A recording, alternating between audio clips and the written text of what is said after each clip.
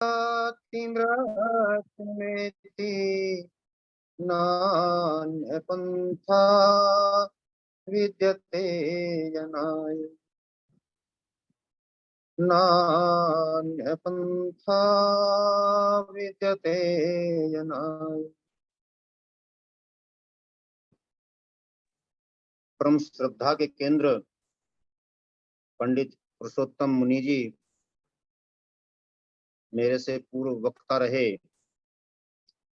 परम आदर और सम्मान के केंद्र डॉक्टर व्यास नंदन जी शास्त्री जी,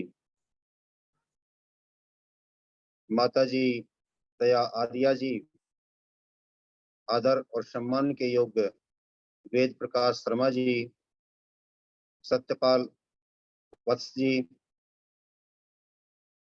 आदरणीय अनिल नरूला जी और अपने सभी सम्मानित साथी मित्रगण, सम्मान पूजा और सत्कार के योग्य मात्र शक्ति,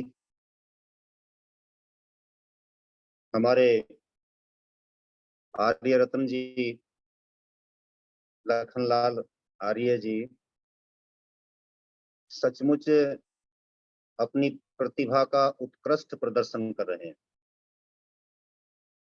और यदि इनके बारे में कहा जाए तो इनकी प्रतिभा विभूति में परिवर्तित हो चुकी है, क्योंकि जब उसमें विलक्षणता आ जाती है और किसी कार्य के प्रति पूर्ण समर्पण का भाव आ जाता है तो प्रतिभा का उत्कृष्टतम स्वरूप सामने आता है, जो विभूति में प्रकट होता है। यहाँ पर जितने भी महानुभाव बैठे हैं, क्योंकि यही चेहरे मुझे हर बार दिखाई दिए हैं, तो मैं आपकी भी महान विभूति को नमन करता हूँ, सभी की विभूति। हमारे यहाँ पर ये एक वाचिक सत्कार मात्र नहीं होता है, अपितु हृदय की गहराइयों से शब्द निकलते हैं जो सीधे हृदय को प्रभावित करते हैं। और इनसे जब हृदय हृदय से बात करता है तो वार्ता का स्तर स्वाभाविक रूप से ऊंचा हो जाता है, उत्कृष्ट हो जाता है, पवित्र हो जाता है, सहज सरल और विनम्र हो जाता है। आज की सबसे बड़ी समस्या यह है कि हृदय से हृदय की बात नहीं, ऊपरी बातें होती हैं, कैसे हो, सब अच्छा है जी, कोई किसी से बतियाता नहीं। सब बतियाते हैं लेकिन कोई किसी से नहीं बतियाता। मैं कहना चाहता हूं कि ये मंच सजाकर हम अपने आप से भी बतिया रहे हैं, अपने अतीत से भी बतिया रहे हैं, अपने वर्तमान से भी बतिया रहे हैं और अपने आगत से भी बतिया रहे हैं। ऐसा मंच जो तीनों कालों से बात करने का संकल्प ले ले और उसी के लिए समर्पित हो जाए, मैं समझता हूं कि उसको कोई विभूति ही सजा सकती है। मैं अपने विषय पर आता हूं। मैंने अपने पिछले संबोधनों में आपसे निवेदन किया था कि संपूर्ण भारतवर्ष कभी गुलाम नहीं रहा। इस बात पर तो सामान्यतया सभी की सहमति आ जाती है कि ये तो मान लेते हैं, परंतु कितना भारत कब कब गुलाम रहा और कितना भारत सदा आजाद रहा, इस बात पर चिंतन नहीं होता। ये गांधीवादी इतिहास, ये नेहरूवादी इतिहास और ये मौलाना अबुल कलाम वादी इतिहास उस सत्य को उद्घाटित भी क्यों करता। जिस देश में मैं कह रहा हूं कि हृदय की हृदय से बातें हो रही हैं, इसलिए कोई स्पीच नहीं है, बल्कि अपने हृदय पर हम सब हाथ रख करके बैठे हैं, विचार करें जो मैं बोल रहा हूं। जिस देश में इस देश की चेतना के साथ हाथ रखकर बोलने वाले, लिखने वाले लोगों को पानी के स्थान पर पेशाब मिलता था, कागज नहीं मिलता था, टेलीफोन और अच्छे बिस्तर की तो बात ही छोड़िए। उस सावरकर को ये गांधी नेहरूवादी ब्रिटिश हुक्मरानों का, उनके आकाओं का गुणगान करने वाला इतिहास कभी सच्चा स्थान नहीं दे पाया। इसने क्यों नहीं दे पाया? जो मैंने अभी बोला कि वो इस देश की चेतना पर हाथ रखकर लिखते थे, इस देश की मिट्टी को सोना समझकर वो पूजते थे, सम्मान देते थे। और एक नेहरू था जिसने डिस्कवरी ऑफ इंडिया लिख दी, जिसके बारे में मुझे अभी मेरे एक सज्जन मित्र तो नहीं कहूंगा, बहुत बड़े हैं हमसे, वो मुझसे बता रहे थे कि जब मैं आर्मी में था तो डिस्कवरी ऑफ इंडिया अनिवार्यतः खरीदने के लिए हमको प्रेरित किया जाता था। और डिस्कवरी ऑफ इंडिया में इंडिया बसाओ भारत उजाड़ो अभियान की शुरुआत वहां से हुई। सर जमीने हिंद पर अखला के आवा में फिराक, काफिले आते गए हिंदुस्तान बनता गया। क्या मीठी घुटी हमको पिलाई, विदेशियों के काफिले आते गए और हिंदुस्तान बनता चला गया। लेकिन सावरकर ने इसके विरोध में लिखा, जस्ट अपोजिट लिखा, इसके सही विपरीत दिशा में जाकर के लिखा कि भारत तो हजारों वर्ष से एक राष्ट्र के रूप में काम करता रहा है। इसकी चेतना में, इसकी मिट्टी के कण कण में राष्ट्र की चेतना बोलती है, राष्ट्र बोलता है, राष्ट्रीयता बोलती है, राष्ट्रवाद बोलता है। जिसने 1857 की क्रांति को भारत का पहला स्वाधीनता संग्राम घोषित किया हो, और वो भी ब्रिटेन के हार्ट में बैठ करके लिखा हो, बोला हो, क्या उसके लिए कभी लखनलाल आर्य जी, क्या उस सावरकर के लिए कभी कोई सुविधा उपलब्ध हो सकती थी? नहीं हुई। सही बात। ये उसी के लिए हो सकती थी जो अंग्रेजों के अनुसार भारत को प्रस्तुत करे, बिल्कुल। डिस्कवरी ऑफ इंडिया लिखे। महर्षि दयानंद जी का चिंतन तो ये कि त्रिविष्टप से आर्यों का नीचे की ओर आगमन हुआ और यहां से संपूर्ण संसार में फैल गए। उसी बात को सावरकर ने भी स्वीकार किया और बताया कि यहीं से आर्यों की उत्पत्ति हुई और संपूर्ण जगत में, संसार में फैल गए। और वो जो नेहरू हैं वो कह रहे हैं कि बाहर से काफिले आते गए और हिंदुस्तान बनता गया। आपका मौलिक चिंतन कि यहाँ से काफिले गए और दुनिया बनती चली गई, और उनका मौलिक चिंतन के दुनिया बाहर से आती रही और भारत को बसाती रही। ये जो जमीन आसमान का अंतर लेकर के चिंतन निकलता है, इससे दोनों के स्तर का मालूम हो जाता है, पता चल जाता है। एक भारत को उजाड़ रहा है और इंडिया बसा रहा है, एक इंडिया को उजाड़ रहा है और भारत बसा रहा है। अंग्रेजों ने उस पर हाथ रख दिया जो इंडिया बसा रहा था और भारत को उजाड़ रहा था। उसी के चलते भारतवर्ष का इतिहास षड्यंत्र पूर्वक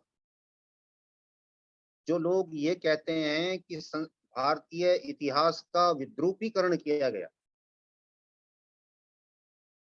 वह भी अर्ध सत्य का सहारा लेते हैं। मैं कहता हूं कि भारत के इतिहास का विद्रूपीकरण नहीं हुआ, अपितु भारत के इतिहास का विलुप्तीकरण हुआ। और विलुप्तीकरण की इस प्रक्रिया में हमारी चेतना, हमारी संवेदनाएं, हमारा मूल सब कुछ हमसे काट दिया गया। मैं निवेदन कर रहा था, आज मैंने जो अपनी पुस्तकें लिखी हैं, जो अभी पिछले दिनों मैंने बताया था आपको, इंडिया बुक ऑफ रिकॉर्ड्स में वह दर्ज हुई, भारत का 1235 वर्षीय स्वाधीनता संग्राम का इतिहास। मैं आपको ये भी एक सूचना देना चाहूंगा कि अभी चेन्नई, जिसको कहते हैं आजकल, वहां पर भूले बिसरे क्रांतिकारियों का एक स्मारक, फ्रीडम फाइटर्स मेमोरियल बनाया जा रहा है। उसमें भी इस पुस्तक का सहारा लेने के लिए उन फ्रीडम फाइटर्स को वहां पर स्थान दिया जाए जो कहीं पर भी कहीं जिनका उल्लेख नहीं होता। तो ये एक अच्छी पहल है जिसको वर्तमान सरकार कर रही है, बहुत बहुत बधाई आपके और लिए। जो लोग वहां से इस बात को कर रहे हैं और जिन्होंने उस बात को स्थान देने का प्रयास किया है, वह भी अभिनंदन के पात्र है। तो मैं अब यहाँ पर 1947 में जब देश आजाद हुआ, तो उसके पश्चात मध्य प्रदेश हिंदी ग्रंथ अकादमी द्वारा भारत हजारों वर्षों की पराधीनता, एक औपनिवेशिक भ्रमजाल, ये एक शोध पत्र तैयार किया गया मध्य प्रदेश हिंदी ग्रंथ अकादमी के द्वारा। इसको मैंने अपने उन ग्रंथ में स्थान दिया है और मैंने उस पर लिखा है कि भारत किस विदेशी सत्ता या आक्रांता का कितनी देर गुलाम रहा। जब हम इसको पढ़ेंगे, मैं वाचन कर रहा हूं अब आपके समक्ष, जब हम इसका अध्ययन करेंगे तो पता चलेगा कि हमने निरंतर किस प्रकार से कितने कितने भारत को निरंतर स्वाधीन बनाए रखा।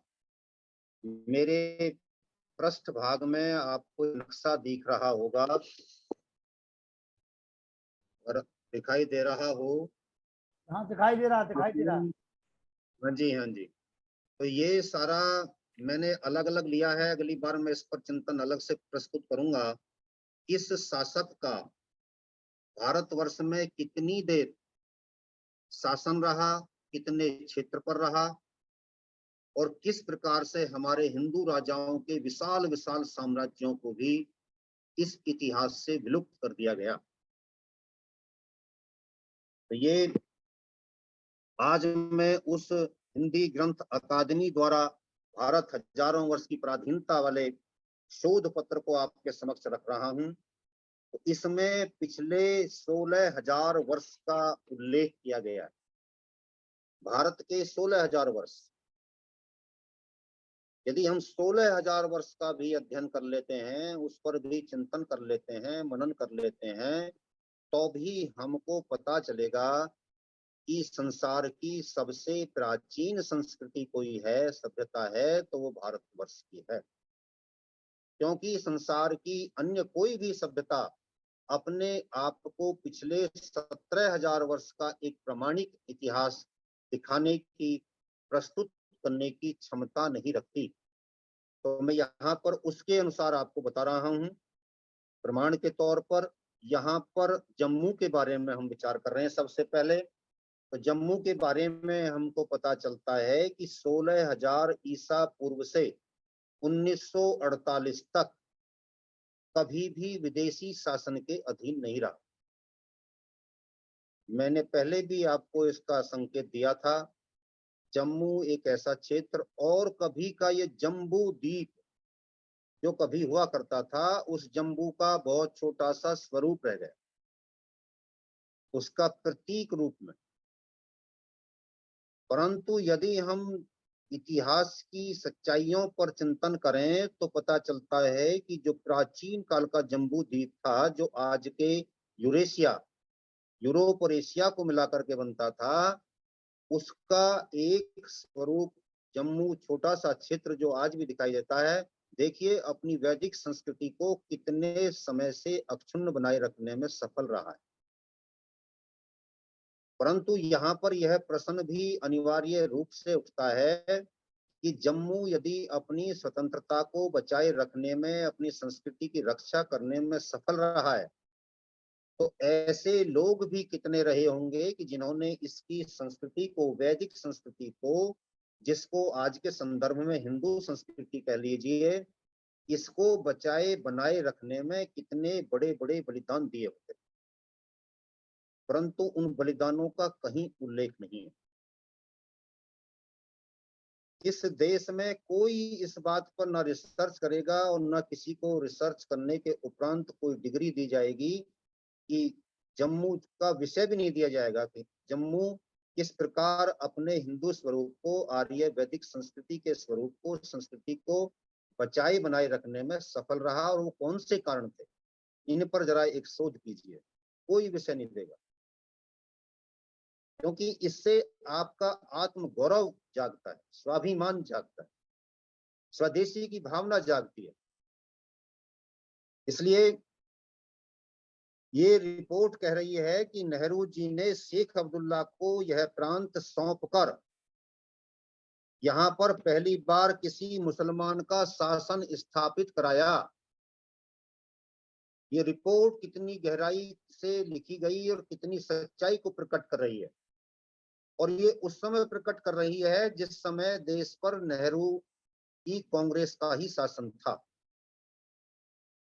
इसने बताया कि जब देश आजाद हो गया तो सबसे पहले यहाँ पर नेहरू ने ऐसी परिस्थितियां उत्पन्न की, जैसे स्पष्ट तौर पर कहें, माने समझें, तो देश के इस प्रांत की हिंदू बहुल सीटों को अधिक जनसंख्या की होते हुए भी यहाँ पर अधिक सीटें नहीं बनाई गई जम्मू कश्मीर की रियासत विधानसभा में जाने के लिए। यहाँ के कम विधायक, और जो कश्मीर क्षेत्र था जहाँ मुस्लिम बहुल क्षेत्र था, वहाँ के अधिक विधायक। यानी ऐसी परिस्थितियां पैदा की गई कि ये कश्मीर हमेशा हमेशा के लिए मुसलमानों की अधीन होकर के रह जाए। तो यदि इस दृष्टिकोण से हम देखते हैं तो इतिहास का यह भी एक अनछुआ पहलू है, पक्ष है, पृष्ठ है कि ये क्षेत्र उस समय गुलाम हुआ जब हम आजाद थे। आजादी में ये गुलाम हो गया। मेरी कश्ती भी वहां डूबी जहां पानी बहुत कम। जब पानी की कमी का एहसास कर रहा था सारा देश कि शायद अब तो हम आजाद हो गए हैं, तब हमने जम्मू कश्मीर को उस शेख अब्दुल्ला को सौंप दिया जो कहता था अंग्रेजों भारत छोड़ो की तर्ज पर जो देश में महाराजा हरि सिंह कश्मीर छोड़ो आंदोलन चला रहा था। इस दृष्टिकोण से यह बहुत बड़ा देश के साथ किया गया घात था, अपराध था। हमारे पूर्वजों के सारे बलिदान व्यर्थ हो गए और इतिहास में लिख दिया गया कि जम्मू भी 1000 वर्ष तक गुलाम रहा। इतिहास में कितनी बड़ी गलती करते हुए आपके इतिहास का विलुप्तीकरण के शब्द का जो मैं प्रयोग कर रहा था, इसके बारे में जरा विचार कीजिए। जो जम्मू क्षेत्र कभी भी पराधीन नहीं रहा था, उसके बारे में भी लिख दिया गया कि 1000 वर्ष तक यह गुलाम रहा था। लद्दाख, लद्दाख के बारे में विचार करें तो ये बताया गया है इसमें कि यह क्षेत्र भी एक दिन के लिए भी विदेशी सत्ता का गुलाम नहीं रहा। हिंदू राजा यहाँ पर स्वतंत्र रूप से शासन करते रहे, परंतु आजादी के बाद इस क्षेत्र में जल्दी से जनसांख्यिकीय आंकड़ों को गड़बड़ाने का प्रयास किया गया। आज भी वे लोग भारत के गुण गाते हैं और आज भी उसके बीजेपी के एक सांसद वहां से बहुत मुखर होकर के संसद में बोलते हैं। उनकी उन भावनाओं का हमने कभी सम्मान करना नहीं सीखा। यह भारत में ही हो सकता था जहां पर आजादी के बाद भी एक प्रांत को या एक प्रांत के एक अंचल को जबरदस्ती पराधीनता की बेड़ियों में जकड़ने के लिए अभिशप्त कर दिया गया हो। लद्दाख के बारे में पता चलता है और जिससे हमको ये भी स्पष्ट हो जाता है कि यहाँ पर हमारा पौरुष और पुरुषार्थ दोनों ही नीलाम कर दिए गए। ना तो हमें इतिहास बोध होने दिया और ना ही राष्ट्र बोध होने दिया। उसी का परिणाम निकला कि हम लद्दाख को भी आज ये मान लेते हैं कि ये भी कश्मीर का एक क्षेत्र होने के कारण मुसलमानों के अधीन रहा और सैकड़ों नहीं हजार वर्ष से ये गुलाम रहा। परंतु सत्य यह है जो मध्य प्रदेश हिंदी ग्रंथ अकादमी के द्वारा जारी किया गया ये शोध पत्र हमें बता रहा है। कश्मीर घाटी, उक्त शोध पत्र के अनुसार, वो शोध पत्र नहीं है, शोध ग्रंथ है,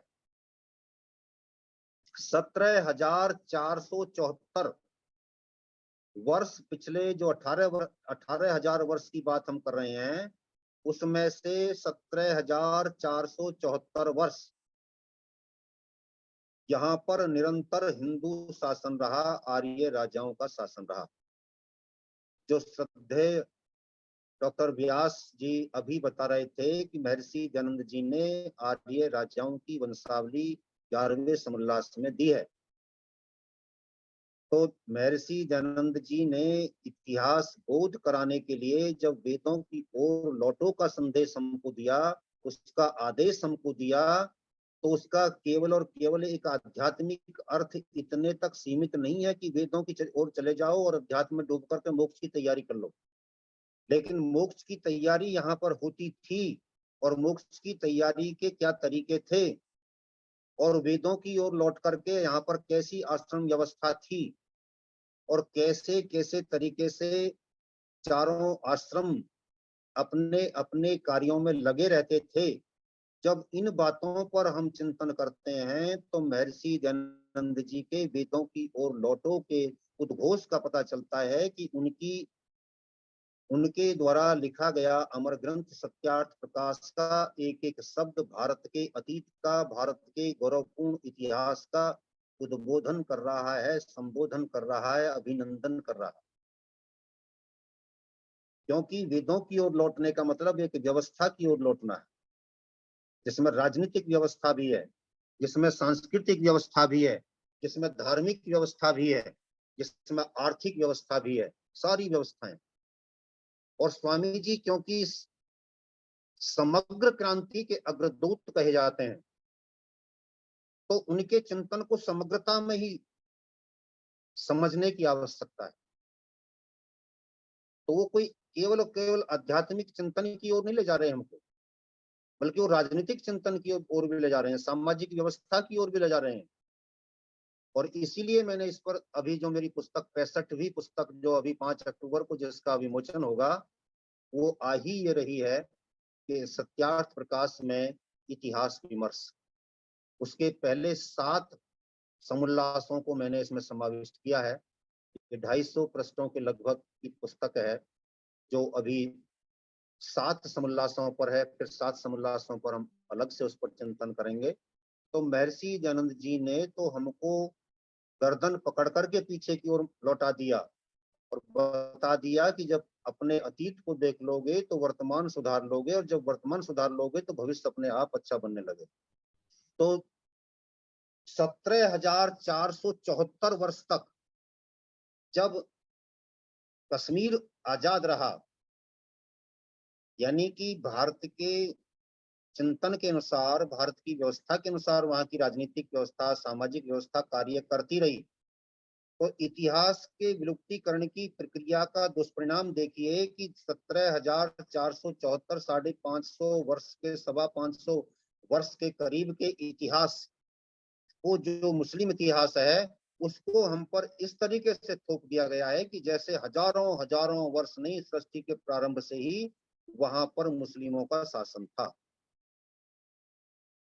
और हम इस बोध से, इस भ्रांति बोध से ग्रसित भी हो जाते हैं। हम ये मान लेते हैं कि शायद यही ठीक है, वहां पर कोई हिंदू शासन कभी। परंतु जब हम इस शोध ग्रंथ को देखते हैं तो पता चलता है कि वहां पर एक से एक बढ़कर ऐसे शासक रहे हैं जिन्होंने वहां पर अपने आप को बचाए और बनाए रखने के लिए भरसक प्रयास किए हैं, अथक प्रयास किए हैं, भारतीय संस्कृति और धर्म की रक्षा के लिए बड़े बड़े बलिदान दिए। अब आते हैं 1346 से 1819 तक।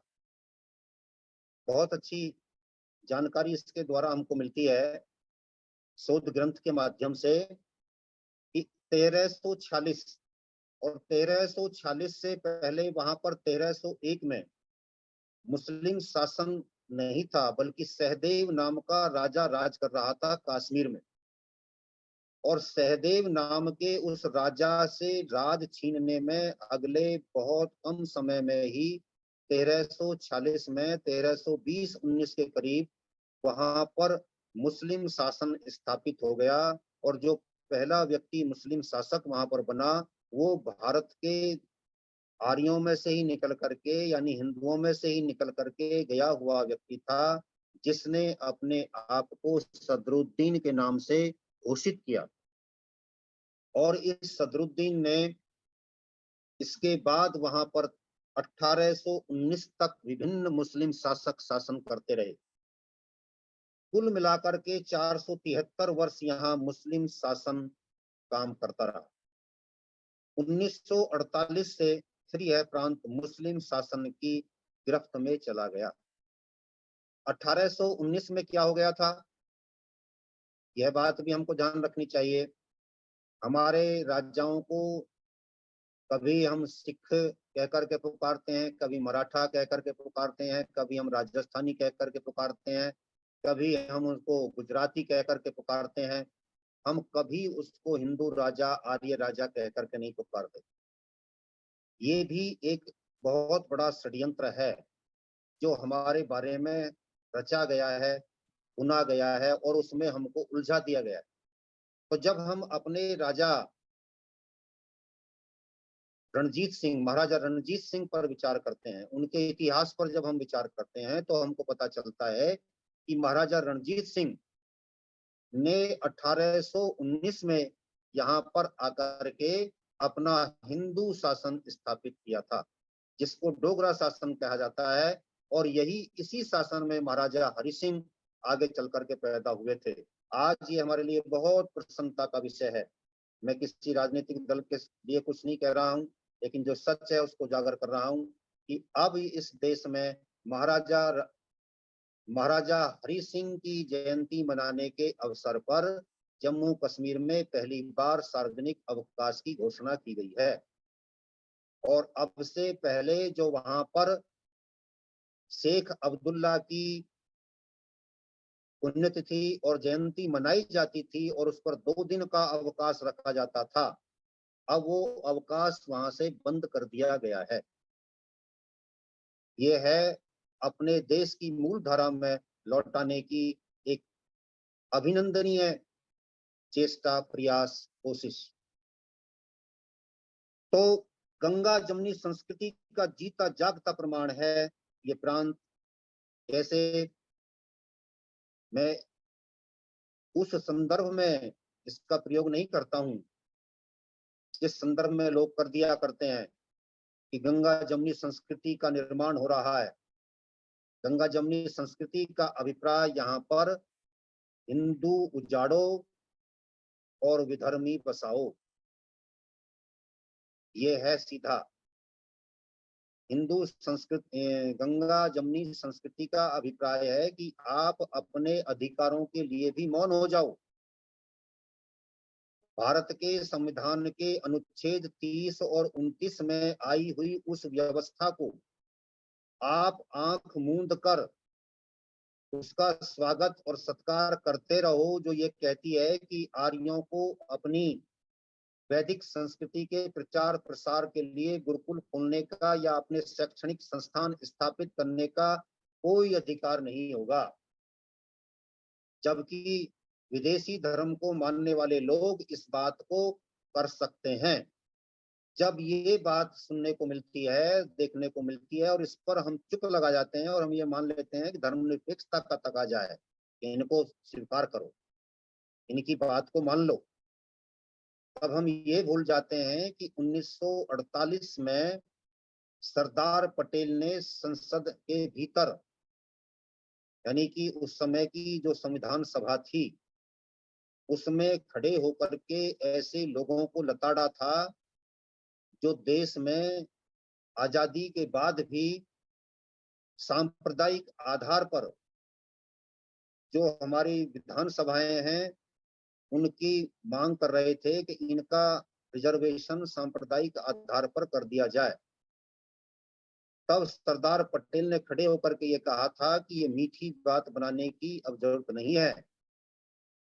वो कह रहा था, सज्जन, इस बात की वकालत करने वाला, कि हम आपके छोटे भाई हैं और यदि छोटे भाई का प्यार पाना चाहते हो तो उसे गले लगाओ। तो सरदार पटेल ने, मान्यवर व्यास जी, ये कहा था कि आपका प्यार पाकर हमने देख लिया है, अब ये मीठी बातों के जाल में हमको मत फंसाओ। वो स्पीच बड़ी सुनने लायक है, मिल जाएगी अब।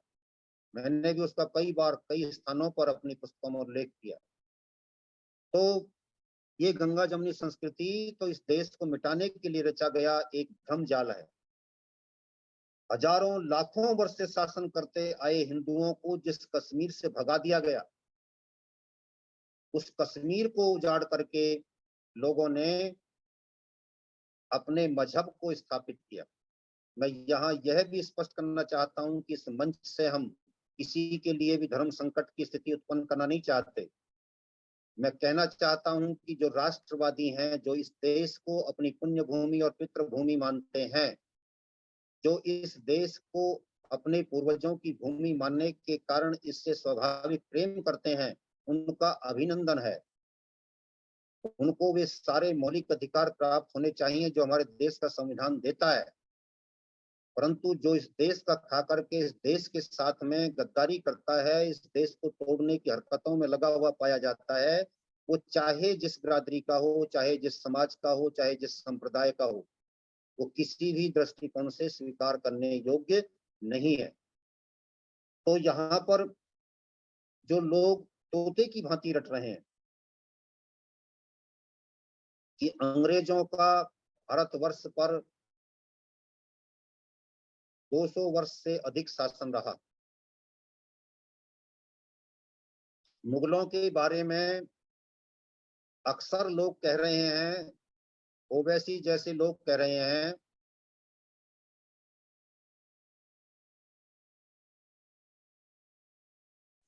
भारतवर्ष पर शासन किया।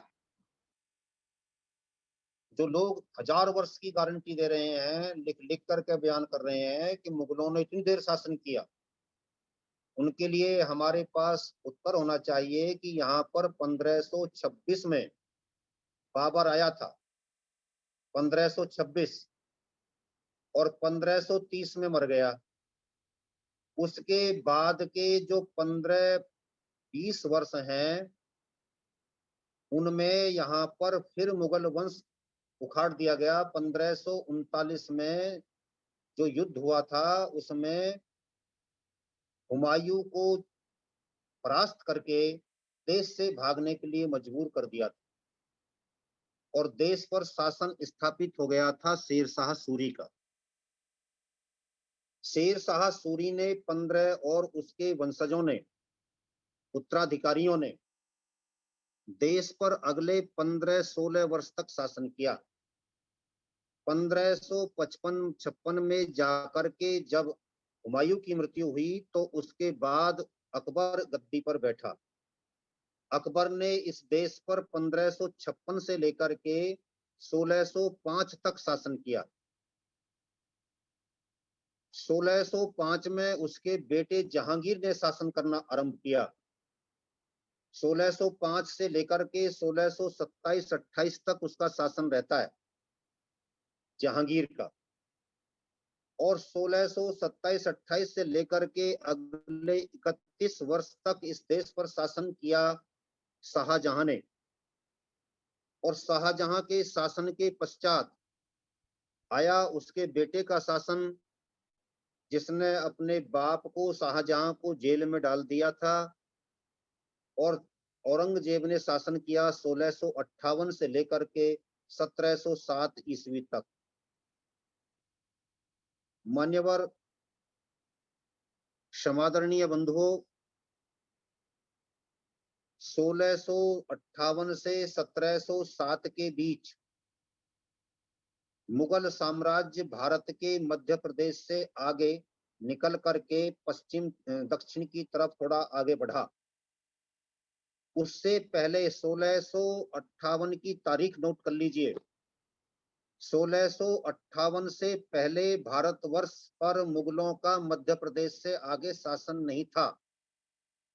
आज भी मेरे बोलने के पश्चात गूगल पर सर्च कर लेना, इस बात को तथ्य निकल करके आपको मिल जाएगा। उड़ीसा से पश्चिम बंगाल के आज के थोड़े से क्षेत्र से पल्ली तरफ का सारा भारत आजाद पड़ा था। इतने बड़े भारत को जो उस समय भी आजाद था, हम कैसे ये मान लेंगे कि मुगल बादशाह संपूर्ण भारतवर्ष के शासक थे। 1290 से 1330 के बीच सल्तनत शासन बढ़ा था, जिस समय इस देश पर अलाउद्दीन खिलजी का शासन था। उसके बाद फिर इस देश के लोगों में पुनरुज्जीवी पराक्रम के आधार पर अपने आप को स्थापित किया और संपूर्ण भारत का अधिकांश भाग जीत करके हिंदुओं ने अपने अधिकार में ले लिया। तो मैं ये कह रहा था कि मुगलों का शासन 1526 से चल करके 1707 तक रहा, और 1707 तक के ये जो वर्ष होते हैं, इन वर्षों में केवल और केवल 250 वर्ष का शासन, उसमें से भी 15 वर्ष का शासन हम शेर शाह सूरी और उसके लोगों का, उसके वंशजों का, उसके उत्तराधिकारियों का निकाल दें तो देश पर 250 वर्ष से भी कम देर तक मुसलमानों के मुगल वंश ने शासन किया। इसलिए ये प्रमाणिक जानकारी, इस प्रमाणिक आधार पर, तार्किक आधार पर जवाब देने की हमारी शैली मुसलमानों को होनी चाहिए। मैं आपको ये बताना चाहूंगा कि अभी इसी बात को एक आर्य समाजी मंच से मैं आदरणीय लखनलाल आर्य जी को बता रहा था कि एक कार्यक्रम अभी यहाँ पर हुए हैं, उसमें हमारे एक विद्वान इस बात को कह रहे थे कि 700 वर्षों तक भारत पर मुगलों का शासन रहा। अब यदि मुगलों का शासन 700 वर्ष तक रहा और 1757 से 1947 तक के काल में मुगलों के बाद अंग्रेजों ने शासन किया, तो यहाँ पर इस बात को समझने की आवश्यकता है कि 1757 से पहले 700 वर्ष जोड़ दीजिए, यानी कि 1057 के करीब इस देश पर मुसलमानों का शासन स्थापित हो गया, वो भी मुगलों का। जब मुगलों का बाप भी यहाँ नहीं आया था, आज का इतिहास चाहे कितना ही भारत की भारतीयता को, चेतना को मिटाने वाला क्यों ना हो, इसके उपरांत भी हमको ये जानकारी मिलती है आज के इतिहास से भी कि 1206 से पहले तो मुगलों किसी भी मुसलमान का यहाँ पर शासन स्थापित ही नहीं हुआ था। तो 1057 में कैसे मान लेंगे, सन 1000 से कैसे मान लेंगे कि मुगल उस समय आ गए थे? तो ये बात भी हमको ध्यान में रखनी चाहिए। अब जब ये बात आती है कि मुसलमानों के बाद में 200 वर्ष तक यहाँ पर अंग्रेजों ने शासन किया, तो इस बात को भी आप आज ही मेरे संबोधन के पश्चात गूगल पर सर्च कीजिए। 1758 से लेकर के, मैं तारीख बता रहा हूं आपको, 1758 से लेकर के 1819 तक का जो मराठा साम्राज्य है, उसको देखिए कि वो कितने भारत पर शासन कर रहे थे। उससे हमको पता चलेगा कि भारतवर्ष पर मराठों का साम्राज्य आज के मैसूर से, कर्नाटक से लेकर के और पेशावर तक स्थापित था। इतने बड़े भारत पर उनका साम्राज्य स्थापित रहा, परंतु इतिहास से उनके इस सच्चाई को विलुप्त कर दिया गया। 1819 में वहां अंग्रेजों ने अंतिम पेशवा बाजीराव को हटा करके, सत्ता से बेदखल करके और कानपुर भेज दिया था। और यही कारण क्रांति का बना था, 1857 की क्रांति का, जब उसके पश्चात वो जाकर के उनके सारे जो राजकीय अधिकार थे, तो सारे राजकीय अधिकार उनसे छीन लिए गए थे। तो नानाजी पेशवा जो थे वो उनके दत्तक पुत्र थे। जब उनकी मृत्यु होती है पेशवा बाजीराव की, तो उनसे बेटे ने उनका राजकीय सम्मान के साथ अंतिम संस्कार करने की तैयारी की। अंग्रेजों ने कहा कि नहीं, वो एक सामान्य व्यक्ति था, क्योंकि उसके सारे अधिकार हमने छीन लिए थे, उसके पास कुछ नहीं था, इसलिए कोई तोपों की सलामी नहीं दी जाएगी, कोई राजकीय सम्मान प्रकट नहीं किया जाएगा, बल्कि सारा कुछ जो होगा वो एक सामान्य व्यक्ति की तरह होगा। यहीं से नानाजी पेशवा, जो हमारे 1857 की क्रांति के महान क्रांति नायक थे, महान योद्धा थे, उनको ये बात चुभ गई और उन्होंने कहा कि इतने अपमानजनक जीवन को जीने से बेहतर है कि इन अंग्रेजों को इस देश से भगाने का पुरुषार्थ किया जाए, उद्यम किया जाए। तो बात कहां से चली, कहां जाकर के रुकी और कहां जाकर के 1857 में जाकर के प्रकट हुई। और ज्योति किसने जलाई थी? ज्योति जलाई थी 1774 में, 1674 में शिवाजी महाराज ने, जब उन्होंने इस देश में हिंदवी स्वराज्य की स्थापना की थी। उन्होंने अपने राज्य का नाम सीधे सीधे बोल करके रखा था, हिंदवी स्वराज्य। जो लोग ये कहते हैं कि इस देश में राष्ट्रवाद की कभी भावना नहीं रही, वो इस शब्द से ही पकड़ लें कि उन्होंने हिंदवी स्वराज्य की स्थापना करके अपने आप को किस प्रकार से उस समय स्थापित कर दिया था, दिखाया था कि हिंदुत्व की शक्ति क्या है। और हिंदुत्व इस देश में किसी ऐसी विधर्मी संस्कृति को, किसी ऐसे विधर्मी संप्रदाय को, किसी ऐसी सोच को, किसी ऐसे चिंतन को स्वीकार नहीं करता जो हमारी सभ्यता का, संस्कृति का, धर्म का विरोध करता हो। और हमारी संस्कृति का अभिप्राय यहाँ पर यह है कि जो मानवीय संस्कृति है, जो मानवतावादी मूल्य है, जो मानवतावादी सोच है, जो मानवतावादी चिंतन है, जो उसका विरोधी है, वो भारत का विरोधी है। इसलिए उनका आंदोलन इस बात को लेकर के चला था। अब आते हैं पंजाब और हरियाणा के बारे में। पंजाब और हरियाणा के बारे में जानकारी देते हुए हिंदी ग्रंथ अकादमी का उपरोक्त ग्रंथ हमको क्या जानकारी देता है, तो उसके बारे में हम बताएंगे। जो उसके आधार पर तैयार की गई जानकारी है हमारी, उससे पता चलता है कि पंजाब और हरियाणा में कितना रोचक और कितना अच्छा तथ्य आपके लिए आ रहा है कि यहाँ पर केवल 196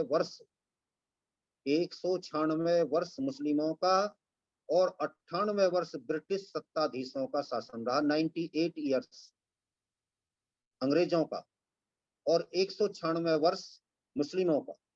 शेष समय क्या होता रहा? शेष समय आपका केसरिया, आपका भगवा वहां शान से लहराता रहा। जब इस देश में अब यहाँ पर मनन का विषय, चिंतन का विषय, सोचने का विषय, विचार करने का विषय, सारी बातों को शोध ग्रंथ नहीं बताएगा, कुछ हमको भी सोचना समझना चाहिए। और हमको क्या सोचना समझना चाहिए कि जो लोग ये कहते हैं कि चीन ने तो अपने आप को सुरक्षित करने के लिए दीवार बना ली थी। भारत ने क्या बनाया? मैंने पहले भी संकेत दिया था, मैंने कहा था कि भारत ने छातियों की दीवार बनाई थी, सिरों की दीवार बनाई थी। और सिरों की दीवार बनाकर कितने सिर कटे होंगे जब इस देश पर 712 में मोहम्मद बिन कासिम आक्रमण कर रहा था, और वो सारे आक्रमण इसी पंजाब की छाती से होकर के आ रहे थे। वो सारे के सारे राक्षस दल इसी पंजाब की धरती से गुजर रहे थे शेष भारत के लिए।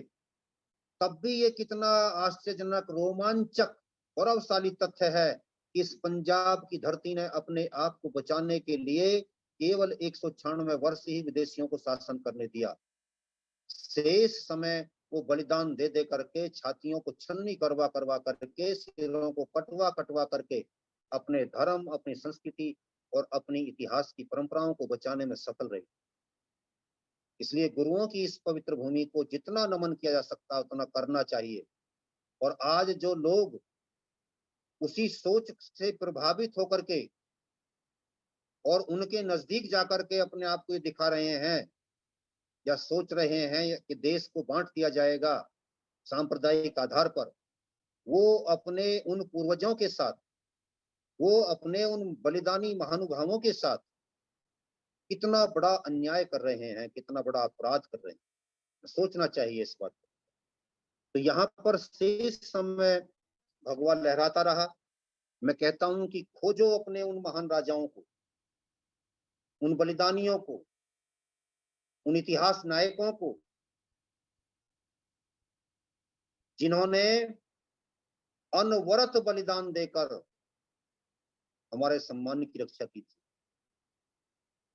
मैंने बताया था शायद पिछली बार भी, राजा जयपाल जब देखा कि अब तो सम्मान की रक्षा करने में असमर्थ हो गया है, तो अपने आप को जलती हुई अग्नि के समर्पित कर दिया था। क्या गुजरी होगी उसके दिल से, कितना अपमान का घूंट पिया होगा उसने, कितना स्वाभिमानी रहा होगा वो राजा जिसकी हमको जयंती भी याद नहीं, जिसकी हमको ये भी पता नहीं कि वो कब मरा होगा, जिसका हम नाम तक नहीं जानते, जिसको हम ये भी नहीं जानते कि उसने क्यों कर दिया था ऐसा। हम सोचते हैं कि वो पागल था, शर्म के मारे मर गया। मैं कहता हूं कि वो स्वाभिमानी था, जिसको इस बात पर गिलानी हुई कि मैं अपने देश के सम्मान की रक्षा नहीं कर पाया तो मुझे राज करने का अधिकार नहीं है। मेरे वतन के लोगों जरा आंख में भर लो पानी। ये उस देश, ये उस नेहरू का देश नहीं है, ये उस नेहरू का गाना नहीं है जिसने जानबूझ करके गलती की थी। पहले तो हथियार नहीं बनाए, फिर चीन के हाथों अपना मुंह पिटवा लिया, पूरा देश पिटवा लिया, और फिर सारे देश के सामने बैठ करके रोने लगा और कहने लगा देश वालों से, तुम भी रो मैं भी रोता हूं। दिल पर हाथ रख करके बोलिए, दिल पर हाथ रख करके सोचिए। यहाँ पर ताली बजवाने के लिए नहीं बोल रहा हूं। जिन लोगों ने ये काम किया था, ए मेरे वतन के लोगों जरा आंख में भर लो पानी। जब तुम कहाँ मर गए थे, कहाँ चले गए थे, जब तुम कहाँ क्या कर रहे थे, जिस समय चीन तैयारी कर रहा था, उस समय चाउ एन लाई जब भारत में आया था, चीन का शासक, चीन का प्रधानमंत्री, राष्ट्रपति, तो उसको अपने हथियार बनने वाले कारखानों को भी ले जाकर के दिखा दिया कि अब हम इनमें कनस्तर बना रहे हैं। वो बम बना रहे थे, आप रसगुल्ले बना रहे थे। उस समय जब बम पड़े तो रसगुल्ले अपने आप खत्म हो गए, फिर रोने लगे। लेकिन ये जिसकी बात हम कर रहे हैं जयपाल की,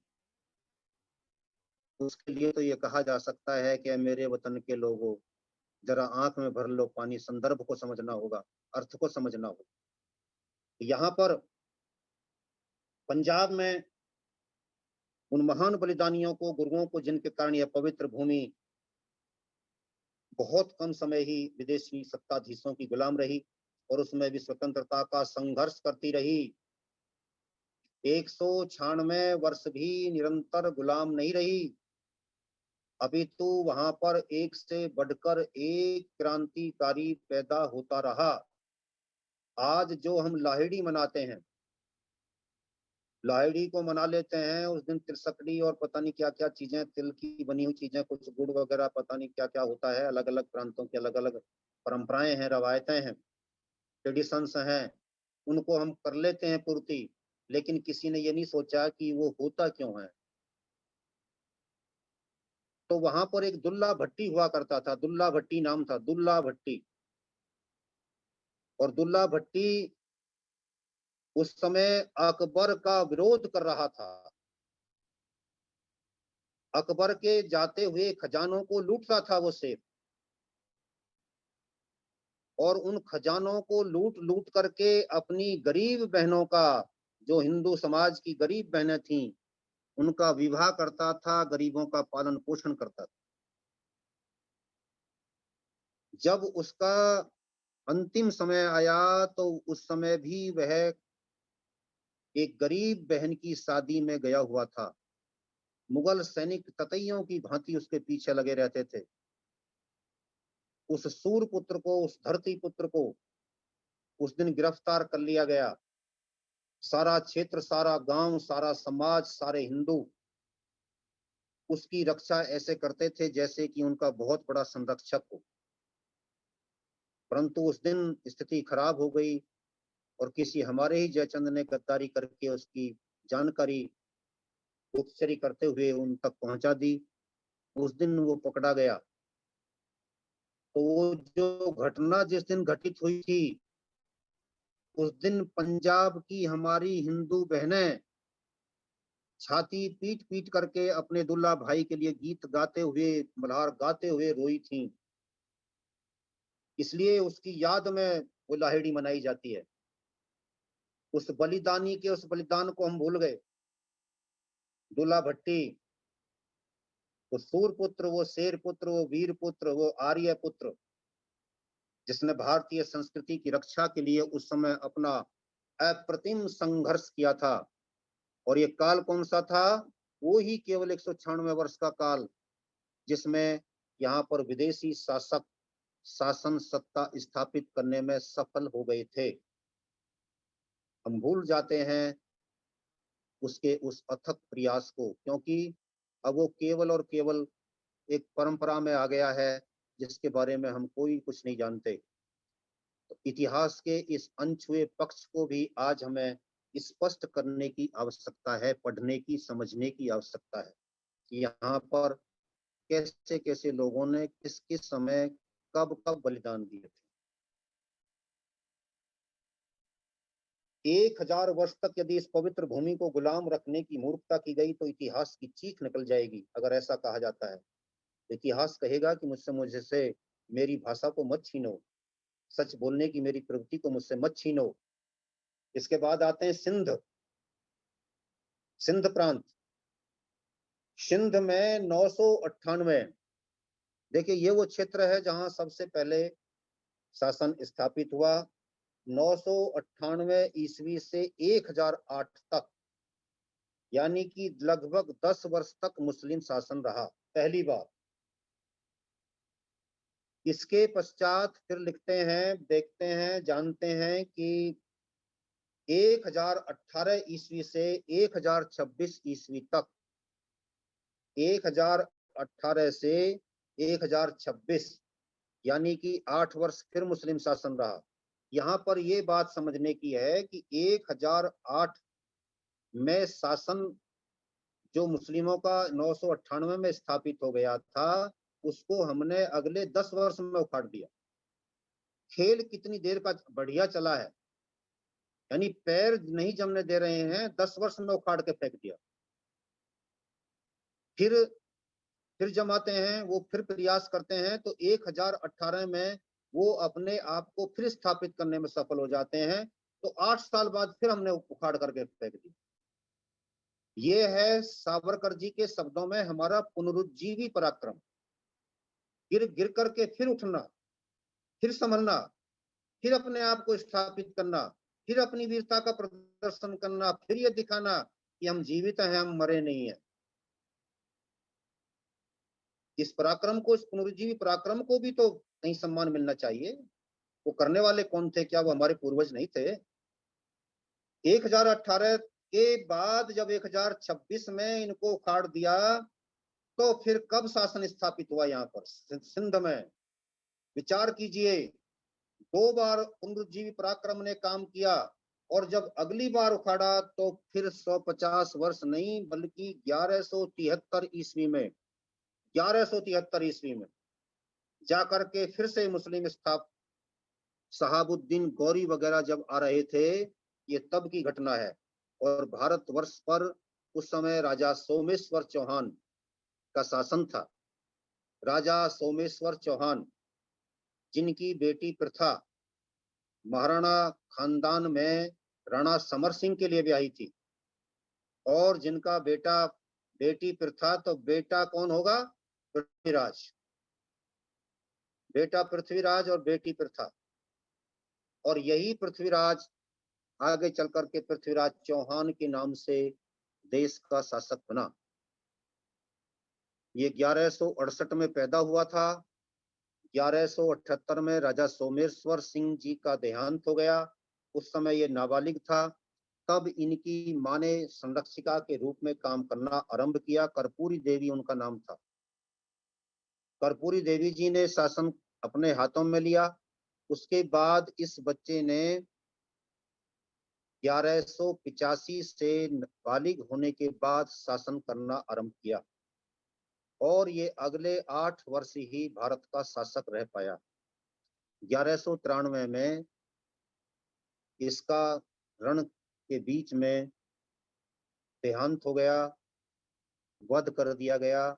हम कहेंगे कि ये बलिदान हो गया। तो ये सोमेश्वर सिंह चौहान का जिस समय शासन था, उस समय 1173 ईस्वी में से लेकर के 1362 ईस्वी तक, 1173 से 1362 ईस्वी तक यहाँ पर मुस्लिम शासन स्थापित हो गया। परंतु इस दौरान संघर्ष जारी रहा। आग जलती रही, सुलगती रही, दहकती रही।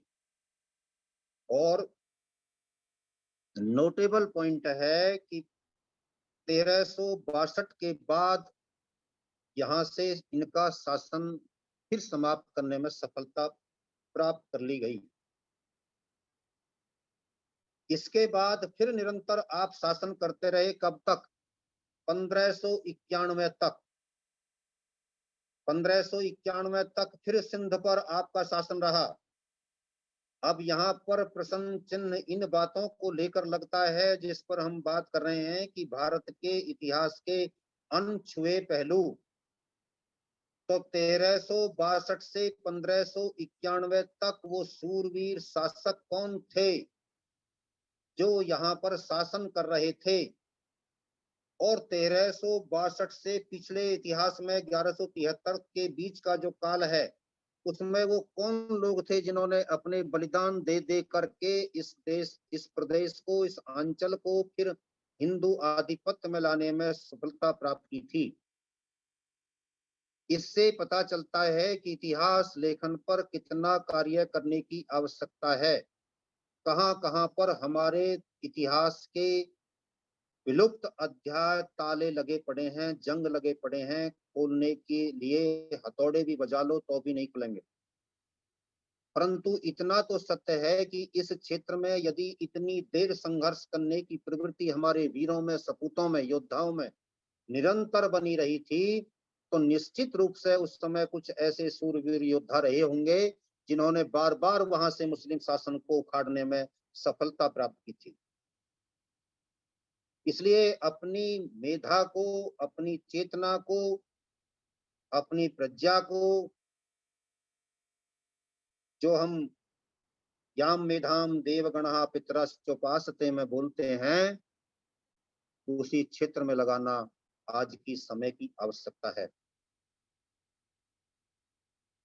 कि मेरा गौरव, मेरा सम्मान, मेरा आत्म स्वाभिमान कहां कहां, किन किन क्षेत्रों में घायल हुआ पड़ा है, दबा पड़ा है, विलुप्त हुआ पड़ा है, या फिर उपेक्षा की भट्टी में पड़ा हुआ है, या फिर सीधे सीधे जिसके लिए मिट्टी बोल रही है कि आपका गौरव यहाँ उगला था, आपका गौरव यहाँ बोला था, उन चीजों को, उन तथ्यों को हम पकड़ लें तो हमको अपने शानदार अतीत की पता चल जाएगी। हमको इस बात का भी एहसास हो जाएगा कि ऋषि दयानंद जी वेदों की ओर लौटो का संघर्ष आदेश हमारे लिए क्यों निर्धारित कर रहे थे। इसके बाद हम देखते हैं कि 1591 से लेकर के और 1842 तक फिर यहाँ पर मुस्लिम शासन स्थापित हुआ। इस प्रकार कुल मिलाकर के सिंध के क्षेत्र में मुस्लिम शासन 998 से लेकर के 1842 तक संघर्ष करते करते साफ सचुंदर का खेल चलते चलते कुल मिलाकर के अलग अलग कालों को जोड़ करके 500 वर्ष बनते हैं। इन 500 वर्षों में यहाँ पर शासन अंग्रेजों का, वो मुस्लिमों का स्थापित हुआ और उसका परिणाम हुआ कि इतनी देर के शासन के पश्चात ये क्षेत्र हमसे हाथ से निकल गया।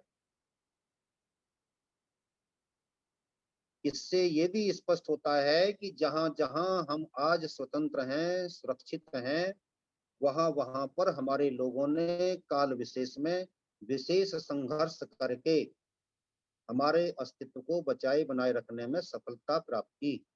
इसलिए उन मूर्खों की सुर में सुर मिलाकर अपने लोगों को एक ताल के साथ, एक स्वर में, एक क्षण में कायर कहना हमारे लिए बहुत बड़ी मूर्खता है, जो इस देश को, इस देश की चेतना से अलग करके देखने का प्रयास करते कराते रहते हैं। अपने सूरवीरों का, अपने पूर्वजों के बलिदानों का सम्मान करना और उनको ढूंढना हमारी नैतिक जिम्मेदारी। 1843 से 1947 तक आगे क्या हुआ? 1843 से 1947 तक यहाँ पर 104 वर्ष अंग्रेजों का शासन रहा। ये वो क्षेत्र जहां पर 104 वर्ष, और जब ये सर्टिफिकेट देने वाले हमारे बीच में कई मंचों पर खड़े होते हैं तो ये पूरे देश के लिए कह देते हैं कि अंग्रेजों का शासन 200 वर्ष और मुस्लिमों का शासन 700 वर्ष, और इसी में सारा गुड़ गोबर हो जाता है हमारे पूर्वजों का पुरुषार्थ, परमार्थ, पराक्रम, पौरुष, प्रताप, सब कुछ मिट्टी में मिल जाता है। तो इस पर हमें चिंतन करना चाहिए। सारे काल में 104 वर्ष का जो ये काल है, इसमें भी यहाँ पर विदेशी शासन को उखाड़ने का संघर्ष निरंतर चलता रहा। हमारा सारा संघर्ष केसरिया के नेतृत्व में लड़ा गया। आज हम तिरंगे का सम्मान करते हैं, यह अलग बात है, पर ध्यान रखना चाहिए कि 22 जुलाई 1947 को मिला हमारा तिरंगा केसरिया के लिए लड़े गए दीर्घकालीन संघर्ष का परिणाम है, जिसके परिणाम को, जिसके संघर्ष को हमें भूलना नहीं चाहिए। इसके बाद हम चलते हैं अफगानिस्तान की तरफ। अफगानिस्तान पर मैंने एक पुस्तक लिखी है। मैं स्वयं इस बात को लेकर सोचा करता था कि अफगानिस्तान, जिसके बारे में हम सब ये जानते हैं कि ये उपगण स्थान, इसका नाम था उपगण स्थान, गणों का उप स्थान, गणराज्य जो हुआ करते थे उससे बिगड़ करके अफगानिस्तान हो गया, जिसके बारे में दीर्घकालिक इतिहास हमें, चाहे वो रामायण कालीन है, चाहे महाभारत कालीन है, चाहे उसके बाद का है, ये स्पष्ट करता है, बताता है कि ये भारत का ही एक अभिन्न अंग था। और 1876 में जाकर के 26 मई को ये भारत से अलग हुआ।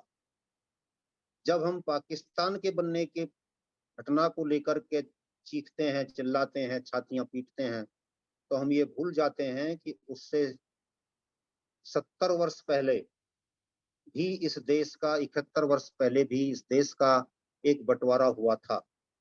और वो जो बंटवारा था वो सबसे पहला बंटवारा था जो इस देश में अफगानिस्तान को जोड़े रखता था। वो देश हमसे अलग हुआ था। महर्षि दयानंद जब इस देश को आजाद करने की योजना 1857 की क्रांति के समय बना रहे थे, तब वो अफगानिस्तान को भी साथ लेकर के जोड़ने की बात को लेकर के आगे बढ़े थे।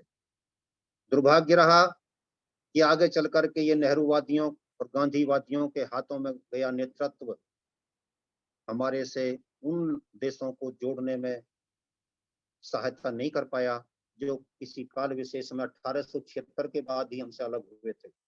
जैसे मैं दिखाऊं, नक्शा मेरे पास में है।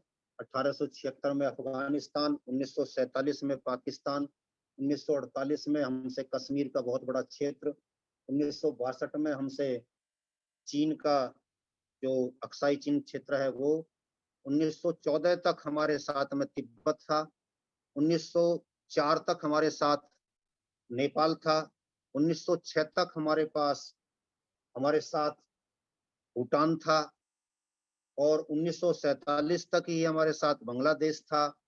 1936 तक हमारे साथ श्रीलंका थी, और 1937 तक हमारे साथ बर्मा था। ये सारे देश इन इन तारीखों में, इन इन सालों में हमसे अलग होते चले गए। इनके इतिहास, जब भारतवर्ष का इतिहास लिखने की बात आए या आप पढ़ने का भी विचार करें, तो समझिए कि इन इन सालों से पहले के भारत को खोजने के लिए आप खड़े हैं।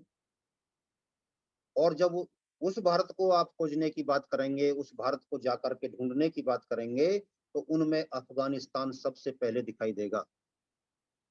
यहाँ के बारे में वो शोध ग्रंथ हमको बताता है कि यहाँ पर 11वीं शताब्दी में मुस्लिम शासन स्थापित हो गया था। 11वीं शताब्दी, यानी कि जब यहाँ पर गजनी ने आक्रमण करने आरंभ किए, और वह 11वीं शताब्दी के अंत में, अर्थात जब वो 1026 में सोमनाथ के मंदिर को लूट रहा था, तो उससे पहले जो उसने पीछे का क्षेत्र जीत लिया था, उस क्षेत्र में धीरे धीरे मुस्लिम आबादी बढ़ी, और मुस्लिम आबादी बढ़ते बढ़ते वहां पर एक अलग राज्य स्थापित करने में वो लोग सफल हो गए। दुर्भाग्यवश भारत का यही एक ऐसा क्षेत्र है जहां एक बार मुस्लिम शासन स्थापित होने के पश्चात फिर हम वहां से उनको उखाड़ नहीं पाए। इसके उपरांत भी आप और हम सब के लिए यह एक आश्चर्यजनक तथ्य है, और अपने इतिहास को साथ ही साथ सहेजने और सुरक्षित रखने का एक अकाट्य प्रमाण भी है कि वहां पर तालिबानों के आने तक भी, जब पिछली बार तालिबान वहां पर शासन कर रहे थे, तो वहां पर उन्होंने उस समय भारत और भारतीयता के जुड़े प्रतीकों को, बुद्ध की प्रतिमा को, जितने भी बुद्ध अर्थात मूर्तियां वहां पर अलग अलग काल क्षेत्रों में, कालखंडों, स्थानों पर थीं, उन सबको उन्होंने समाप्त किया। उससे पता चलता है कि वहां का हिंदू वैदिक अतीत कितना प्रबलता के साथ में वहां पर काम करता रहा। परंतु हमारे जो हिंदू राजा थे, जयपाल आदि, जिनका मैं कह रहा था, आनंदपाल भी उनमें से एक थे, अनंगपाल भी उनमें से एक थे, इनका शासन वहां तक रहा था। एक और चर्चा। कश्मीर के, हेलो, जी आचार्य जी, शेष 5 मिनट में उपसंहार करिए, शेष चर्चा कल करेंगे, 9:15 बज चुके हैं। अच्छा बस ठीक है जी, मैं इसी को समाप्त करके जी जी। आपने अच्छा याद दिला दिया। सॉरी, मैं सॉरी सॉरी को, सॉरी सॉरी। कोई दिक्कत की बात नहीं है। देखिए, आपको सुनने के सावरकर लिए लोग बिल्कुल टकटकी लगाए हुए बैठे रहते हैं। जी। जी जी जी। तो जो सावरकर जी ने कहा कि धर्मांतरण से मर्मांतरण और मर्मांतरण से राष्ट्रांतरण होता है, वो बात यहाँ पर सत्य साबित होती है कि जब धर्म परिवर्तित हो गया तो मर्म भी परिवर्तित हो गया, और जब मर्म परिवर्तित हो गया तो राष्ट्रांतरण भी हो गया। तो यहाँ के बारे में हम इतना ही कह करके अपनी बात को समाप्त करते हैं कि जब एक बार वो रम गया, जम गया हिंदू वैदिक मुस्लिम शासन, तो फिर हम उसको पढ़ नहीं पाए थे। कल हम बलूचिस्तान से अपनी बात को आगे आरंभ करेंगे और निरंतर हम 3 दिन अपनी इसी विषय पर चर्चा करते रहेंगे। मैं ज्ञान क्षमा प्रकाश चाहता हूँ कि सोनी, समय को ज्ञान प्रकाश सोनी शिक्षक साथी जो लगातार जुड़ रहे हैं, अपना ऑडियो खोल लीजिए और आपने आज पूरा व्याख्यान सुना। ज्ञान प्रकाश सोनी शिक्षक ललितपुर से हमारे, ज्ञान प्रकाश सोनी जी, ज्ञान प्रकाश सोनी शिक्षक साथी, जिसके मन में जो शंका हो, हमारे डॉक्टर राकेश कुमार जी ने जो इतिहास के अंश के पहलू जिनको कभी हमें बताया नहीं गया है, और वो आप लोगों के मन में जो प्रश्न हो वो पूछ लीजिए। एक बात मैं भी आप सब लोगों को बताना चाहता हूँ, जब मैंने आज सुनी, सम्मानित डॉक्टर राकेश कुमार जी का ध्यान चाहूंगा। कुमार विश्वास जो बहुत बड़े राष्ट्रीय कवि है, अंतर्राष्ट्रीय कवि, उनकी पुत्री का जब इंग्लैंड में, लंदन में वो जब एडमिशन कराने जाते हैं, तो जाते समय उनको एक मानस, रामचंद्र मानस की पुस्तक देकर के आते कि बेटा जब कभी भी मन हो, उदास हो या कोई ऐसी बात हो तो इसको पढ़ लेना। अपनी बेटी का एडमिशन कराने के बाद लंदन में फिर वो 5-6 महीने के बाद जाना उनका हुआ। और फिर हाँ, एक आपकी जो शंका हो भी आज पूछ लीजिए, 1 मिनट बाद मैं अपनी बात खत्म कर रहा हूँ। फिर दोबारा जब कुमार विश्वास जी गए तो फिर उन्होंने अपनी बेटी से पूछा, बेटी कभी मानस पढ़ी वो? तो बेटी ने जवाब दिया, पिताजी अभी नहीं पढ़ी। 2-3 बार ऐसे हो गया, 3-4 बार। जब तीसरी बार उन्होंने जाकर के लंदन में फिर वो गए किसी कार्यक्रम से, फिर बेटी से चर्चा की, तो बेटी से पूछा, बेटी तुम्हारा मन इतना उदास था, कभी मानस पढ़ लेती? तो बेटी ने कहा, पिताजी उस मानस को पढ़ करके हम क्या करेंगे जिसके नायक ने अपनी गर्भवती पत्नी को छोड़ दिया हो? उस नायक से हम क्या शिक्षा लेंगे जिस नायक ने तंबू का वध किया हो? तो बोले कुमार विश्वास जी कि मेरी बेटी ने जब मुझसे ये कहा कि मैं क्यों मानस पढ़ूं और ऐसे नायक को क्यों पढ़ूं जिसने अपनी गर्भवती पत्नी को छोड़ दिया, जिसने तंबू का वध कर दिया। तो उन्होंने बताया कि बेटा नहीं, ऐसा नहीं है, जो तंबू का वध वाली कथा है ये बाद में जोड़ी गई है, और जो हम जो पढ़ते हैं कि भगवान राम ने सीता का परित्याग कर दिया था गर्भवती के समय में, वो भी बाद में जोड़ा गया प्रसंग है। कहने का अर्थ ये, तो उस बेटी ने कहा कि पिताजी ये तो हम लोगों को पता ही नहीं है, हम लोग जो हमें पता है वो हमने आपको बता दिया। तो पिता ने कहा, बेटा हमने तो तुम्हें बता दिया। तो उस लड़की ने कहा, पिताजी जब आपको पता है तो आप पूरे संसार को बताने का काम करिए। बोले तब मैंने कविताओं का ये मंच मतलब कम करके, और राम की कथा, अब वो प्रतिदिन आप देखते होंगे बड़े बड़े शो उनके होते हैं लाखों की भीड़ में। तो कहने का अर्थ ये कि जब तक हम इतिहास को सही रूप में लोगों के बीच में नहीं लाएंगे, तब तक हमारी आने वाली पीढ़ी उस अपने इतिहास पर गर्व नहीं कर पाएगी। और जब इतिहास पर गर्व नहीं करेगी तो जो आप डॉक्टर राकेश कुमार जी बताए, मैं भी यही समझता था कि 1200 साल तक, 1400 वर्ष तक यहाँ राज्य किया। और कई बार जब वो लोग आते हैं ना यहाँ पे ललितपुर जनपद में, उनके बड़े बड़े नेता, तो कहते हैं कि भैया आप लोग कहाँ सो रहे हो अपनी कौम से, हम लोगों ने तो 1400 वर्ष तक राज किया है भारत पे। मतलब ऐसी चीजें हम लोगों को बताई जाती हैं। तो निश्चित रूप से हम आभारी हैं सम्मानित डॉक्टर राकेश कुमार जी के। अभी एक प्रश्न आया है हमारे बीच में, देवी सिंह आर दुबई, एक शंका है उनकी। देवी सिंह जी अपना माइक खोल, वीडियो खोल लीजिए, सामने आइए देवी सिंह जी। देवी सिंह जी आइए और शंका अपनी पूछिए, देवी सिंह आर दुबई जी। देवी सिंह जी जी नमस्ते, सदर नमस्ते। प्रणाम सभी गुरुजनों को, आर्यजनों को। नमस्ते जी, पूछिए। सर्वप्रथम तो मैं धन्यवाद करना चाहता हूं कि मैं अपने आप को इतना सौभाग्यशाली समझ रहा हूं कि आप लोगों के माध्यम से जुड़ा हुआ हूं, और डॉक्टर साहब ने भी आज इतना समय निकाला, उसके लिए धन्यवाद। मेरी एक शंका इतनी बड़ी तो नहीं है, वैसे मुझे इतिहास में इतनी गहराई से जानकारी नहीं है, लेकिन मेरे एक मित्र केवल इस विषय पर या इस बात से आर्यजनों से नाराज है कि वो पृथ्वीराज चौहान की पत्नी के बारे में कुछ गलत जानकारी देते हैं। कई बार जब इसकी चर्चा आती है कि इतना हमारे ऊपर राज किया, तो उसमें वो कहते हैं कि उनके साथ कुछ गलत नहीं किया, उनकी स्वाभिमान के साथ। तो वो कहते हैं कि उन्होंने अपनी इज्जत बचा ली थी पृथ्वीराज ने, जब उनके अधीन हो गए थे मुगलों के, अपने गौरी के। तो स्वयं का यानी स्वाभिमान बचा लिया था, और ये बता रहे हैं कि उनको सड़कों पे घसीटा गया और उनकी आबरू को लूटा गया। तो इस विषय में ये एक, वो केवल इस बात से लेकर कई आर्य विद्वानों से चिढ़ते हैं या ये कहते हैं कि हमारे विषय में गलत जानकारी दे रहे हैं। सम्मान डॉक्टर राकेश कुमार जी। प्रश्न को, इनकी जिज्ञासा को मैं समझ नहीं पाया, कहना क्या चाह रहे हैं। हाँ, स्पष्ट नहीं कह डॉक्टर पाए आप, फिर पूर्ण भी रूप से बताइए। पृथ्वीराज चौहान, डॉक्टर साहब, मेरा शायद मैं सफल नहीं हुआ समझाने में। उतना जिज्ञासा ये है कि जब पृथ्वीराज चौहान के विषय में कई बड़े मंशा से कहा जाता है कि उनसे एक बड़ी भूल हुई है कि उन्होंने बार बार माफ करके ही एक गलती की थी, और फिर यानी कई बार 17 बार या 18 बार कहा जाता है कि उनको उन्होंने माफ किया था गौरी को, तो फिर उन्होंने आक्रमण करके उनको अधीन कर लिया था और फिर अफगानिस्तान ले गए।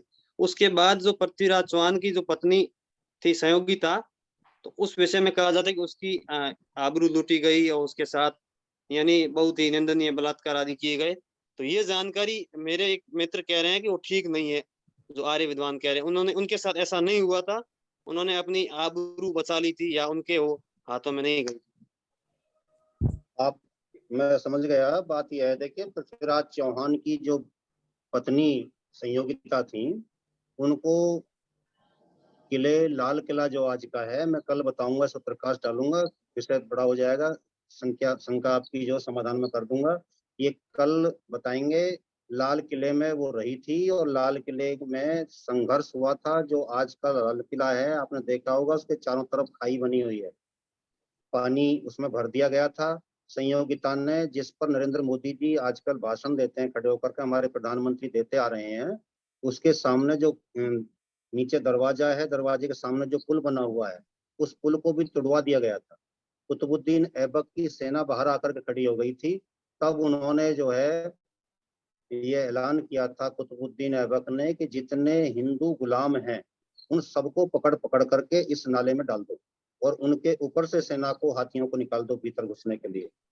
ये प्रयास किया गया था। और इसमें जब हमारे उन हिंदू वीरों को वहां पर डाला गया, मैं वीर इसलिए कह रहा हूं कि उन्होंने उन क्षणों में भी अपने आप को ये नहीं कहा कि हम चोटी और जनेऊ कटवा देते हैं, उतार देते हैं, और आप हमें मुस्लिम मत में सम्मिलित कर लो। लेकिन उस समय भी उन्होंने चोटी जनेऊ की रक्षा के लिए अपना बलिदान देना उचित समझा। ऐसे कितने लोगों को उसमें डाला गया। डालने के बाद में हाथियों से जब उसको तोड़ा गया दरवाजे को, तो संयोगिता को जैसे ही भीतर ये मालूम हुआ था कि अब ये राक्षस किले के भीतर प्रवेश करने ही वाले हैं, तो उसने अपने आप को जौहर के समर्पित कर दिया था। ये लाल किले की कहानी उस समय तक अधूरी है जब तक संयोगिता का ये बलिदान और संयोगिता का देश, धर्म और अपने सम्मान के प्रति ये लगन का गहरा भाव प्रकट नहीं होगा। ये भी इतिहास का एक अनछुआ पहलू है, आना चाहिए स्पष्ट होकर। धन्यवाद जी, धन्यवाद। धन्यवाद देवी सिंह जी, कल इस पर विस्तार से चर्चा हुई।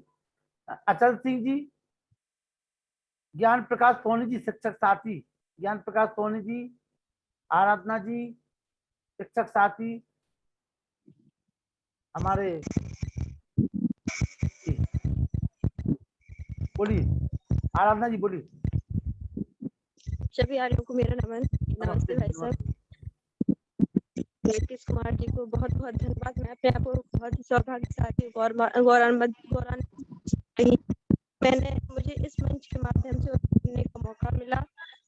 बहुत सारे ऐसे पहलू हैं जो किताबों में नहीं है, जैसे ये 1200 साल का प्रसंग मैंने सुना नहीं, बल्कि मैंने कई किताबों में पढ़ा है इसको, कहीं 1200 कहीं 1400, आज ये चीज क्लियर हो गई। बहुत सारी चीजें हैं जो मुझे मतलब गलत जानकारियां थी, वो सारी क्लियर हो गई। बहुत बहुत धन्यवाद। धन्यवाद। ज्ञान प्रकाश सोनी जी, ज्ञान प्रकाश सोनी जी शिक्षक साथी, अचल सिंह जी, ज्ञान प्रकाश जी माइक खोलिए। आइए अचल सिंह जी। जी नमस्ते। नमस्ते, बताइए अचल सिंह जी, कैसा लगा कार्यक्रम? कार्यक्रम बहुत ही अच्छा लगा और हम सौभाग्यशाली है कि इतने इतिहास के बारे में सत्य जानकारी मिली, क्योंकि हमारा तो इतिहास तो पढ़ाया जाता है विद्यालय में, वो भी गलत ही थोपा जाता है, तो इतनी सत्य जानकारी तो कोई बुक में भी नहीं मिल सकती। इसलिए हमें बहुत खुशी हुई और सौभाग्यशाली महसूस कर रहे हैं कि हमें ऐसी जानकारी। धन्यवाद। ये अपने दोस्तों को जोड़िए। अंजना व्यास जी, अंजना व्यास जी, अंजना व्यास जी पहली बार जुड़ी हैं। चलिए मैं निवेदन करूंगा, दो शब्द नरूला जी, माता चंद्रकांता जी।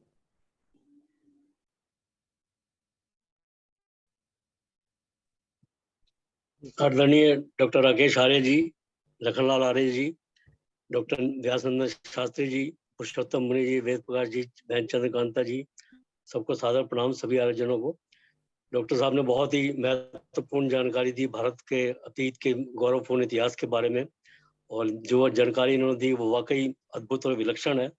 उसका तो वाकई इतने जागृत करने वाली, जब अपने चेतना को जागृत करने वाली थी कि आदमी का एक किस्म से खून खो जाए कि क्या क्या देश में हुआ, किस टाइप से इतिहास को तोड़ा मरोड़ा गया। बल्कि जब डॉक्टर साहब ने बताया कि डॉक्टर डिस्कवरी ऑफ इंडिया के बारे में, तो मैं तो कहूँगा कि ये नेहरू की डिस्कवरी ऑफ इडियटनेस थी, डिस्कवरी ऑफ मूर्खता जिसे कह सकते हैं। कि जैसा कि मैं उनके डॉक्टर साहब से ये भी अनुरोध करूंगा कि वो कल थोड़ा इस बारे में बताएंगे कि जब भारत आज़ाद हुआ था तो नेपाल ने भारत से आग्रह किया था नेहरू जी से कि नेपाल को भारत में विलय कर लिया जाए, लेकिन उन्होंने मना कर दिया नेहरू जी ने। और इनको यूनाइटेड नेशंस में सिक्योरिटी काउंसिल की सीट ऑफर की गई थी इंडिया को, तो वो भी नेहरू ने मना कर दिया कि नहीं, हमें नहीं चाहिए सीट, आप चाइना को दे दो। तो वो सीट चाइना को मिल गई और भारत उससे रह गया। अगर आज भारत सिक्योरिटी काउंसिल का मेंबर होता तो आज दुनिया में शायद कुछ बदल गया होता। और साथ ही ये भी था कि तिब्बत जो था, तिब्बत को भी भारत के साथ, तिब्बत भारत का पार्ट बन सकता था, लेकिन नेहरू की अकर्मण्यता के कारण तिब्बत चीन गया। और आज हमारे कितने रणनीतिक विफलता का कारण बनता है तिब्बत। क्या तिब्बत अगर हमारे साथ होता तो इंडिया का बॉर्डर चाइना के साथ साझा ही ना होता, ना भारत के लिए कोई समस्या होती। ऐसे ही जैसे कश्मीर का जब इन्वेजन हो रहा था, कश्मीर पे जब आक्रमण हुआ था, तो कश्मीर के अपने भारत की फौजें काफी हद तक आगे बढ़ गई थी, और थोड़ा सा हिस्सा जो अभी सारा हिस्सा जो आज पाकिस्तान के पास है वो भी भारत हथियार सकता था, लेकिन वो नेहरू ने उसको बीच में युद्ध रुकवा दिया। कहते हैं कि वो शेख अब्दुल्ला चाहते थे कि बस यहीं तक रखा जाए, क्योंकि उधर का हिस्सा जो था वो शेख अब्दुल्ला के फेवर वाला नहीं था, तो शेख अब्दुल्ला के कहने से वो भी युद्ध रोक दिया गया। तो इस प्रकार बलूचिस्तान के बारे में तो डॉक्टर साहब खुद ही बता रहे हैं, कल बताएंगे। बलूचिस्तान भी एक अलग राष्ट्र था जो पाकिस्तान के साथ मिलना नहीं चाहता था। खान अब्दुल गफ्फार खान ने कहा था कि भाई आपने हमें भेड़ियों के हाथों सौंप दिया, हम तो आपके साथ आना चाहते थे। तो इस प्रकार की मैं डॉक्टर साहब से अनुरोध करूंगा कल जब बताएंगे तो इसके सत्यता के बारे में वानप्रस्थी जी प्रकाश डालेंगे। मुनि पुरुषोत्तम जी केवल एक शब्द। लिए धन्यवाद ज्ञापित करेंगे हम सभी का, समय हो जाता है ज्यादा। तो मैं सम्माननीय श्री डॉक्टर राकेश कुमार जी का, उन्होंने बहुत अच्छे, जैसा कि वो विषय का मूल्यांकन करते हुए हमारे बीच में रखते हैं उसको, विषय को, इतिहास के अनछुए पहलू। और वास्तव में सभी लोगों को पता है कि इन चीजों को अनजान रखा गया, किसी को पता भी नहीं था इन चीजों का। तो हम लोगों का सौभाग्य है कि डॉक्टर साहब हमारे बीच में आकर के इतिहास के उन पहलुओं को हमारे बीच में रखा है। हमारे सम्मानित व्यासनंदन शास्त्री जी, नरूला जी, चंद्रकांता जी, आप डॉक्टर साहब, वेद प्रकाश जी, और हमारी माता जितनी संतोष सचान, कमला संतोष, हमारी आदित्य जी जी, शशिकांत मिश्रा जी जो हमारे हिंदुस्तान अखबार के पत्रकार है बलिया से। शशिकांत जी आइए, खोल लीजिए। हिंदुस्तान अखबार के हमारे पत्रकार है शशिकांत मिश्रा जी, और जैसे उनको समय मिलता है वो तुरंत जुड़ जाते हैं। आइए शशिकांत जी, बोलिए। हेलो, हाँ बोलिए, बोलिए शशिकांत जी, बोलिए। बहुत ज्ञानवर्धक संग्रह आज का जी। इतिहास पढ़ा है मैंने, लेकिन वही पढ़ा जो पढ़ाया गया, जो नहीं पढ़ाया गया वो आज सुनने को मिला और बहुत अच्छा लगा। आगे भी हम जुड़े रहेंगे। हाँ, अभी 3 दिन लगातार उनका व्याख्यान है, कल परसों। डॉक्टर व्यासनंदन शास्त्री जी केवल 2 शब्द। हमारे आज के सम्मानीय इतिहास विशेषज्ञ, इतिहास के पुरोधा डॉक्टर राकेश कुमार आर्य जी ने अनछुए पहलू पर इतना विशिष्ट व्याख्यान दिया है, जिसका जितना भी हम धन्यवाद करें कम होगा।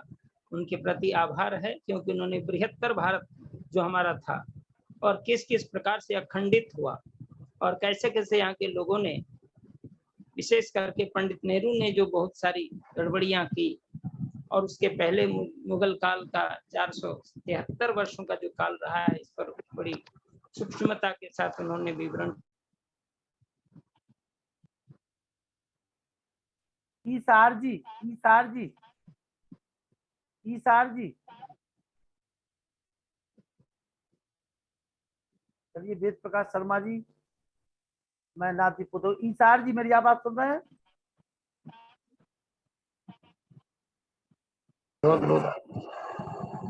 ईसार जी, हाँ जी पाठ। शांति अंतरिक्ष शांति पृथ्वी शांति आकाश शांति हृदय शांति वनस्पतय शांति विश्वे देव शांति ब्रह्म शांति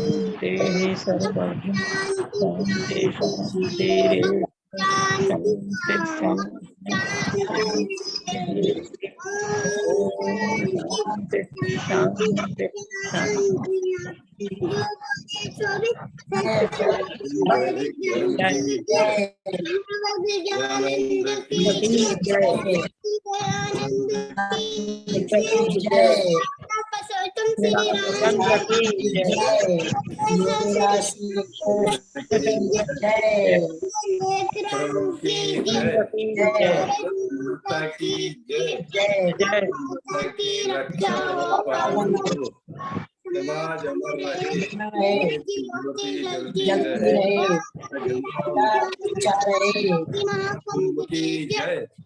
जय।